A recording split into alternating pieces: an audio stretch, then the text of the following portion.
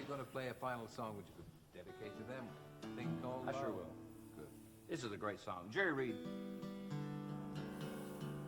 fabulous writer, Not a great guitar player as well. isn't he? He devised this lick.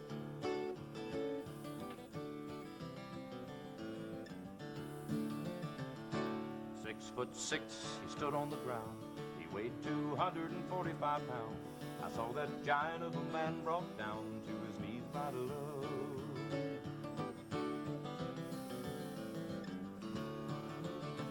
Well, he was the kind of man that would gamble on love. He'd look you in the eye, never back up. I saw him crying like a little whip because of love. Can't see it with your eyes, hold it in your hand, but like the wind it covers our land, strong enough to rule the heart of any man, this thing called love. It can lift you up, it can let you down, take your world and turn it all around. Ever since time ain't nothing been found that's stronger than love. Ever since time ain't nothing been found that's stronger than love. Welcome to the show, everybody. Let's get into it. Let's get straight into the meat. Night at the National Television Awards, Oh God, what happened? from your perspective, and how did it lead on to Philip coming out? Well, there's a couple of things I'd like to say. First of all, the National Television Awards, there is this event which you've got to understand this morning, under the guise of Philip and Holly, is a very false existent. FAF, I won't tell you what those initials stand for. We're after the watershed, I can work it out. But the first word is false. And the second word is as. You can leave it to the third word. What? They are then allowed to turn up the next day advocating the use of drink or something else, I don't know, and sit on a couch. I'm so drunk, I haven't been to bed. Oh, I haven't been to bed either, I'm drunk, whatever. And yet... Oh my God, was he drunk on TV? Was he drunk on TV? Like he actually hadn't been to bed. Look, he hasn't been to bed. Look, you see. Sit on a couch. He hasn't been to bed. He's still up and he's on TV now after being wasted all night. I'm so drunk. That's such a scandal. I haven't been to bed. Oh, I haven't been to bed either. I'm drunk, whatever. And yet... It's not that big of a deal, is it? Is that the scandal? ITV, this at a time, with a legacy. Why were Phil and Holly allowed to go on air drunk? It was wrong. Look at him. He's still haunted by the memories of this. Like, he just sits at home in this chair and just fucking thinks about this and just thinks, that was wrong. That shouldn't have happened. See of Ant McPartland, lovely fella, who was in a driving accident where people were injured and Probably he was pissed. under the influence There we of go. drink. There we go. And yet they can promote that. BBC drink, ITV, BBC promoted drink. Ruth and I are prevented from advertising chocolate in an advert because it is a poisonous product. It would be poisonous to advertise chocolate is poisonous, and you're not going to be allowed to do it. So you would look, and as freelancers, we're all freelancers and we've got to earn our living. People think we're guaranteed a living forever and whatever. So Holly and Philip, he can sell cars, she can sell whatever she wants, but she's worried about not being able to sell anything now because her image may well be damaged because she's associated with Philip now. But these are rules for one and rules for the other. Does that make me bitter? Maybe it does. Maybe it does make me bitter. He didn't make the money he wanted to make. So they come in doing their drunk act the next day. So it's either an act, in which case it's false, or they are drunk, in which case it should not be allowed. Well, because just a few days later, you are called, I believe, very early on a Friday morning. That's right. Remember You had that? no notice of this. You were due to be presenting a normal show, and then you're called and told what? Right, so I'm driving in. Philip will be arriving in to appear on the programme today. Why? We can't tell you. Yeah, If we you can't- sit more- We can't tell you. You're just Just you shut the fuck up. Don't even just don't ask who the fuck are you. Philip, look, if Philip wants to come in, he'll come in and he'll sit on your show. Who are you? Exactly. You're Eamon Holmes. He's Philip Schofield. There's a difference. It's called bloodlines. Pressure relief design supports. We can't tell. We hosted today. Holly will be coming in as well. You will be hosting bits of the program, but they have got something. Yeah, you can host you can do wee bits, but they're going to be doing it all. The land share. To say. I'm thinking, oh, good. Hopefully he's going. Hurrah! But it wasn't to be, because even you can't shame him enough. So anyway, he comes into our dressing room, and so here he comes. Here he comes into our dressing room. And he falls down on his knees. I mean, the acting is amazing. He falls down on his knees crying. Jesus, he's really dishing the dirt here, like. And I said to him, what's the matter? What's the matter? I'm gay. I'm gay. And I walked over and I said, for God's sake, you're acting fucking gay. Is that all? Well, what is this? What is? I thought. Is that all? Look at that little virtue signal. Isn't that great? I love it. I love it, Eamon. Just slipping it in. Nice. He killed a child or something. You probably did. I stood him up, I pulled him up, and I said, what are you talking about? What, so you're gay? And that tied into a lot of things that, you may have heard, and I think anybody to be imprisoned in a life that isn't true to them would be totally wrong. Yeah. And we were very supportive, and Ruth hugged him, and we said, look, we'll stand by you, it's all okay. I mean, it wouldn't enter our minds that the man would have been discriminated against for being gay. So we were very, very supportive of that. Do you feel you were used? Oh boy, were we used? He feels dirty. He feels hot. He feels dirty now. After he needs to take a shower, he's had probably multiple showers, and he still feels dirty from it all. We went to the studio, and Miss Holly took over with a pre-prepared statement. Miss Holly. Miss Holly, I love that. Miss Holly herself. Look at the state of that. Supposed to be dyslexic. She read this very, very well. Read this incredibly long statement very, very well. And supposed to be dyslexic. So they knew in advance. They're with the same agents as we are. We're not informed of this in advance, so we're taken for fools. So we get there, and Ruth is constantly asked by Emma Gormley, the director of Daytime, and Martin Frizzell, the editor of the programme, right, do you want us to write something for you? Do you want a script? Do you want to say this? Do you want to say... what are you going to say? Are you sure? Are you sure about what you're going to say?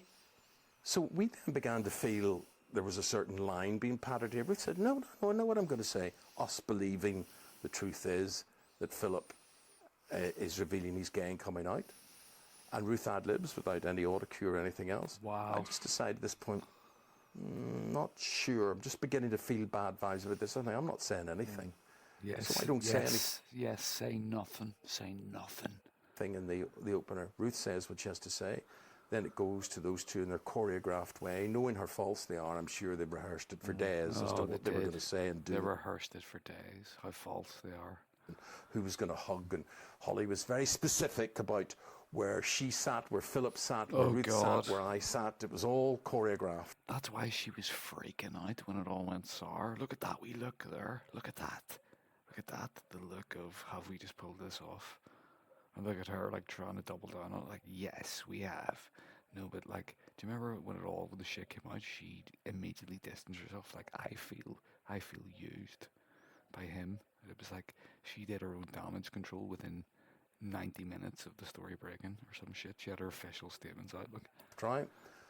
Then we noticed the Sun newspaper's here. So the story was sold to the Sun newspaper. The director of programs, Kevin Ligo, was there from ITV.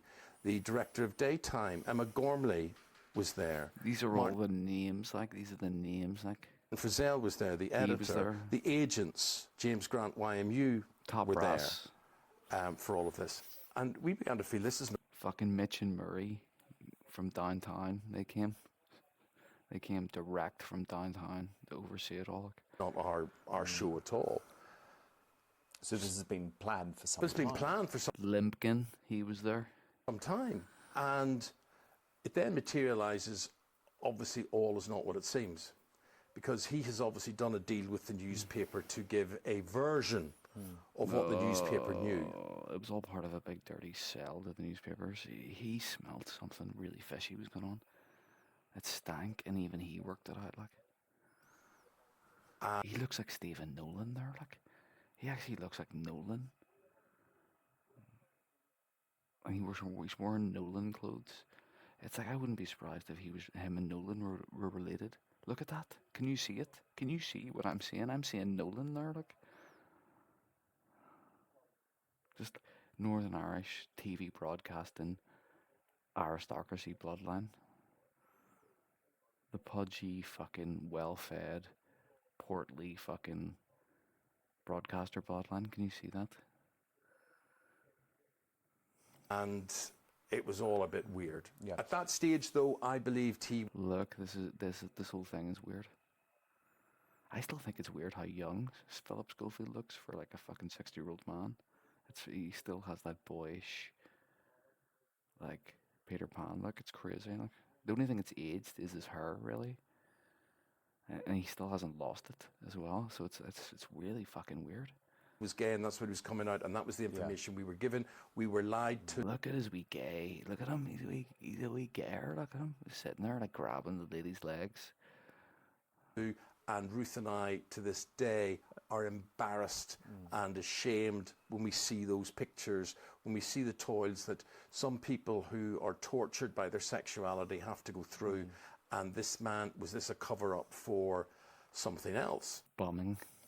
And something else which does not reflect When did the bombing start? well on him, of course. Check out my other video. Bearing in mind his brother is now a convicted paedophile as well.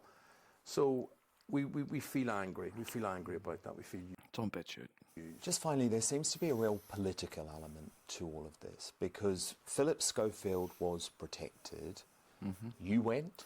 He was protected from on high by the devil himself, wasn't he? Jeremy. The media, whoever runs that whole fucking machine, like, it was like the devil himself fucking picked up the phone and said, "You can't touch this guy." Kyle went. Piers Morgan went. Yeah, Piers Morgan, they all tried and failed. Like, no one could take him down. It was like he was given a fucking by ball. Like. McGiffin went.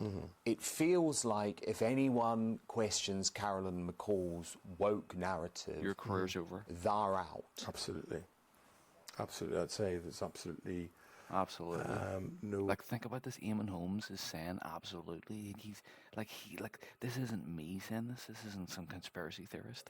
question. Do you know what I mean? Of 25 years. Like, this is Eamon fucking Holmes of GMTV, of Good Morning television. Like, telling you, like, the whole thing's fucking scripted. It's rigged. It's a scam. It's a conspiracy. It reaches to the top. Like, think about it. About that. GB News exclusive. Like a certain order, even if that order is corrupt. New World Order.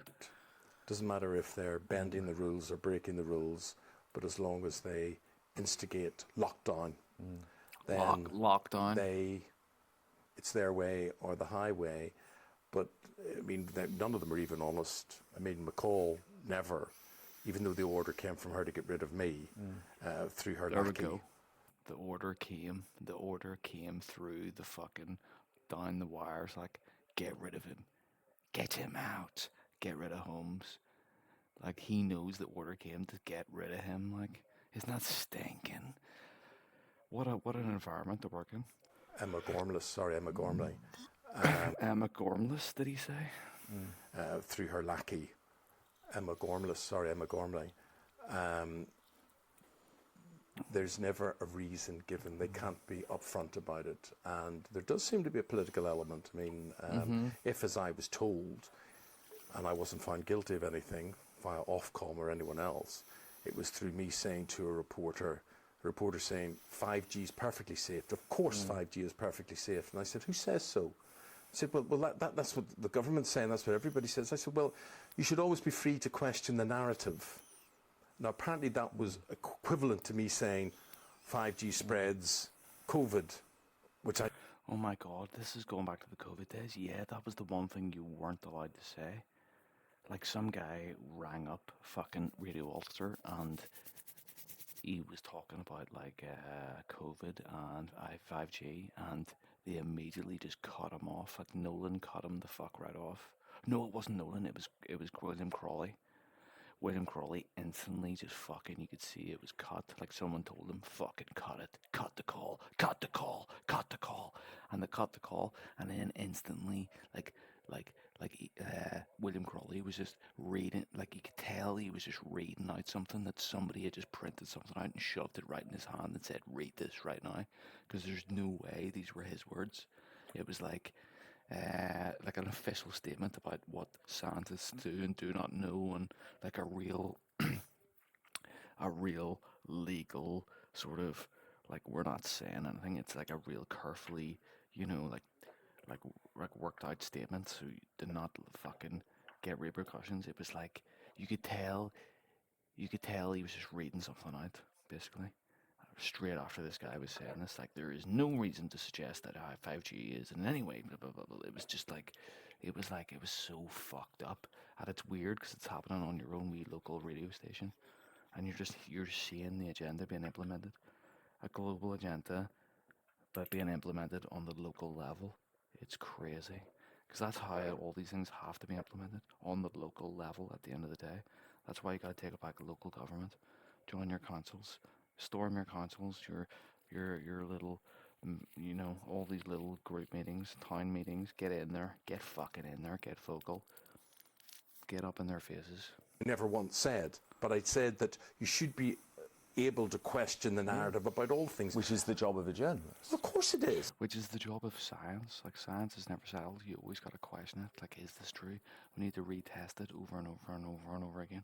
But not during COVID. It was trust the science, remember? It was the opposite of what science is for that one thing. Of course it is. You know, they said cigarette smoking was safe. They say alcohol abuse is safe, and then suddenly it's not safe. Oh dear, no, we'll change your mind on this. Could you believe a word that comes out of a lot of these government, what comes out of 10 Downing Street? So if 10 Downing Street got influence on ITV, answer yes, they had. Had certain advertisers got influence? Yes, they had. They said suddenly, we represent 5G. And we're going to withdraw 10 million quid of advertising for you if you don't get rid of this guy. And then there was one other person, of course, who had a lot of influence on Carolyn McCall. Who are those people? A certain Ms. Markle, who didn't like the fact that you had criticised her in the past, didn't like the fact that Piers Morgan didn't believe her lies. So she seems to have a lot of influence on woke ITV now, I think the way of dealing with Carolyn McCall and Meghan Markle and whatever is to laugh at them and to laugh at their wokery. And just fuck yeah, man. I'm actually loving Eamon Holmes. Like, like, do you know what I mean? Eamon fucking Holmes, like, fuck yeah. laugh. Really said seriously, because they're humourless. They're all humourless, and I would think now we're at a stage where it would take someone like Eamon Holmes to sit down with someone like Stephen Nolan, and there's no way Stephen Nolan could argue with Eamon Holmes, because he would just look at him and go, look, basically, mate, I am you. We come from the same place. I rose up through television. I'm probably, like, arguably even more successful than you. And do you know what I mean? You can shit off the fucking audience at Radio Ulster, but you can't shit me off. Like, do you know what I mean? He would sit there and Nolan would look at him with a certain amount of respect. Like, we are equals, we are peers. As a peer to peer, like, you're fucking lying. COVID was foolish. COVID was bullshit. Do you know what I mean? You were part of it. You were ambushing people outside Creighton's garage. Do you know what I mean? For not wearing masks. Like, lest we never forget that ever happened. ITV and their share price, which will have dipped, and money talks. Do you know what I'm saying? Like, I could ring in the Radio Ulster and the Nolan Show, and nothing I could say would ever convince him. No matter what you showed him, if you had proof on a piece of paper, like, look, I have the proof, he would never get it. You just can't change his mind, right? But Eamon Holmes, he couldn't deny Eamon Holmes, like, his stature, like, you fucking are Eamon Holmes. You're a lesser Eamon Holmes, like, do you know what I mean? He knows, like, he's seen the other side. He knows what the BBC's about. He knows he's seen, ultimately, at the top. Once you get to the top, it's all a fucking lie. It's all built on lies, just lies built on tops of other lies. Do you know what I mean? And your other guy, Neil Oliver, remember the long-haired guy?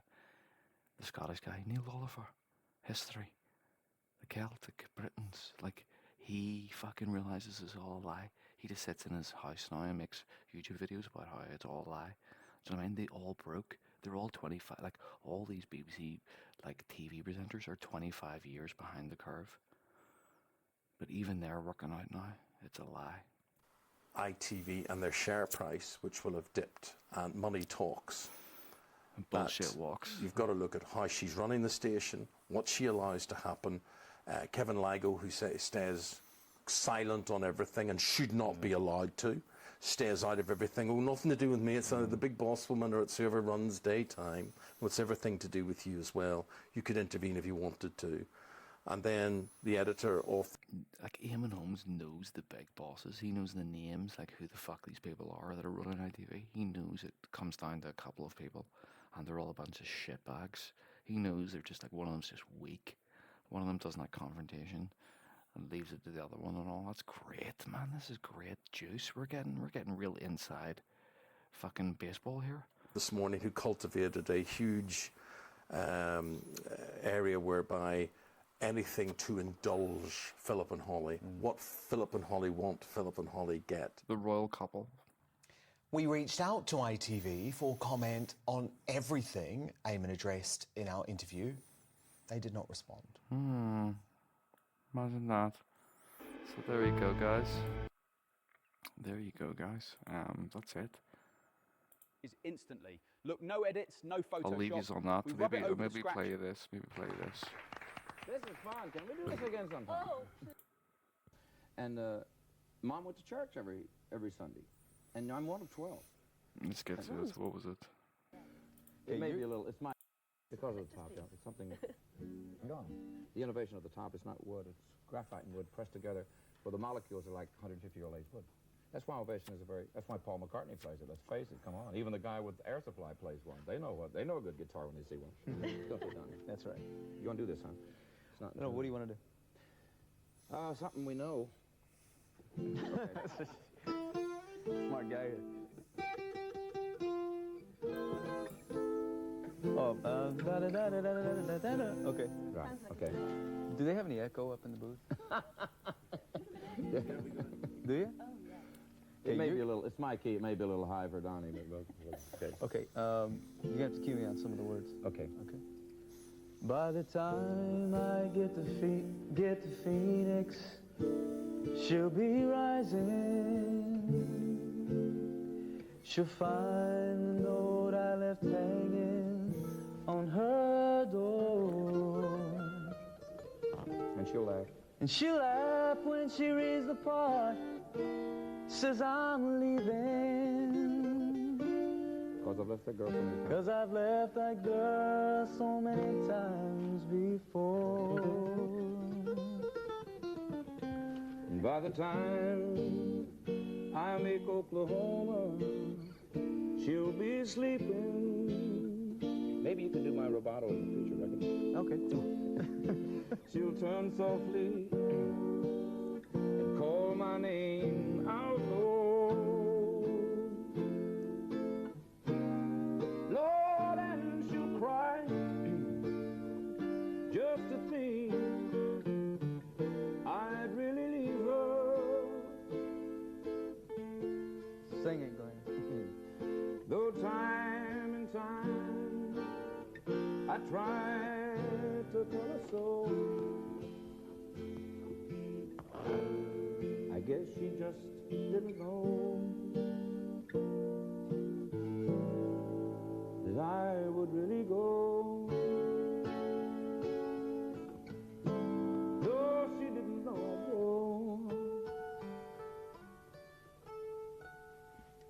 Doesn't sound nice, All right? right.